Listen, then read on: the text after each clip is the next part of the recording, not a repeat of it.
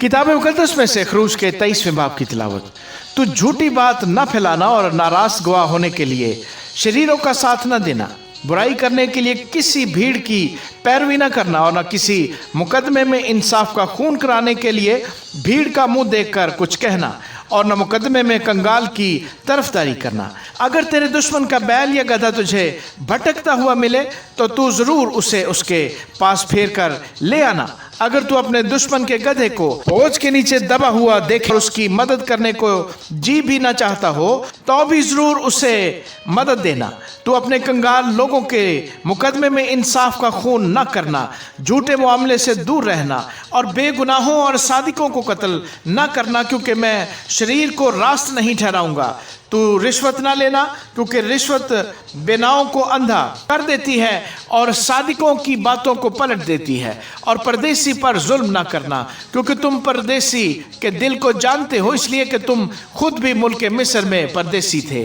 और 6 बरस तक तू अपनी जमीन में बोना और उसका गल्ला जमा करना, पर 7वें बरस उसे यूं ही छोड़ देना कि पड़ती रहे, ताकि तेरी कौम के मस्कीन उसे खाएं और जो उनसे बचे उसे जंगल के जानवर चर लें। अपने अंगूर और जैतून के बाग से भी ऐसा ही करना। 6 दिन तक अपना काम काज करना और 7वें दिन आराम करना, ताकि तेरे बैल और गधे को आराम मिले और तेरी लौंडी का बेटा और परदेसी ताज़ा दम हो जाएं। और तुम सब बातों में जो मैंने तुमसे कही है होशियार रहना और दूसरे माबूदों का नाम तक न लेना, बल्कि वो तेरे मुंह से सुनाई भी न दे। तू साल भर में 3 बार मेरे लिए ईद मनाना।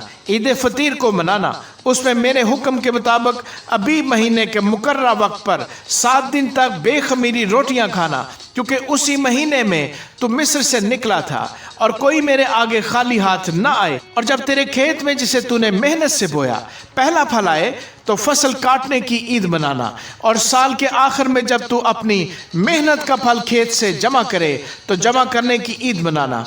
और साल में 3 मरतबा तुम्हारे यहाँ के सब मर्द खुदा के आगे हाजिर हुआ करे। तू खमीरी रोटी के साथ मेरे ज़बीहे का खून न चढ़ाना और मेरी ईद की चर्बी सुबह तक बाकी न रहने देना। तो अपनी ज़मीन के पहले फलों का पहला हिस्सा खुदावंद अपने खुदा के घर में लाना। तू हलवान को उसकी माँ के दूध में न पकाना। देख, मैं एक फरिश्ता तेरे आगे आगे भेजता हूँ कि रास्ते में तेरा निगहबान हो और तुझे उस जगह पहुँचा दे जिसे मैंने तैयार किया है। तुम उसके आगे होशियार रहना और उसकी बात मानना, उसे नाराज न करना, क्योंकि वो तुम्हारी खता नहीं बख्शेगा, इसलिए कि मेरा नाम उसमें रहता है। पर अगर तू सचमुच उसकी बात माने और जो मैं कहता हूँ वो सब करे तो मैं तेरे दुश्मनों का दुश्मन और तेरे मुखालिफों का मुखालिफ होऊंगा, इसलिए कि मेरा फरिश्ता तेरे आगे आगे चलेगा और तुझे अमोरियों और हत्तियों और फर्जियों और कनानियों और हवियों और यबूसियों में पहुंचा देगा और मैं उनको हलाक कर डालूंगा। तो उनके माबूदों को सजदा ना करना, ना उनकी इबादत करना, ना उनके से काम करना, बल्कि तो उनको बिल्कुल उलट देना और उनके सतूनों को टुकड़े टुकड़े कर डालना। और तुम खुदावंद अपने खुदा की इबादत करना, तब वो तेरी रोटी और पानी पर बरकत देगा और मैं तेरे बीच से बीमारी को दूर कर दूंगा और तेरे मुल्क में ना तो किसी के इसकात होगा और ना कोई बांझ रहेगी और मैं तेरी उम्र पूरी करूंगा। मैं अपनी हैबत को तेरे आगे आगे भेजूंगा और मैं उन सब लोगों को जिनके पास तू जाएगा शिकस्त दूंगा और मैं ऐसा करूंगा कि तेरे सब दुश्मन तेरे आगे अपनी पुश्त फेर देंगे। मैं तेरे आगे जंबूरों को भेजूंगा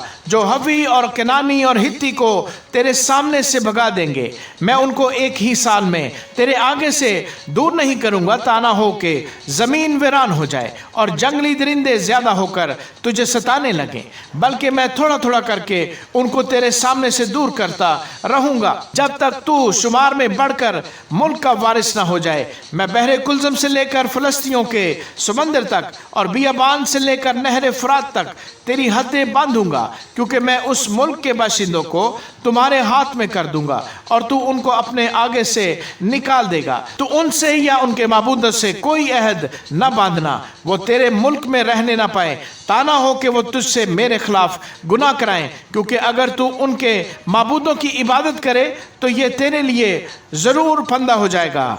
आमीन।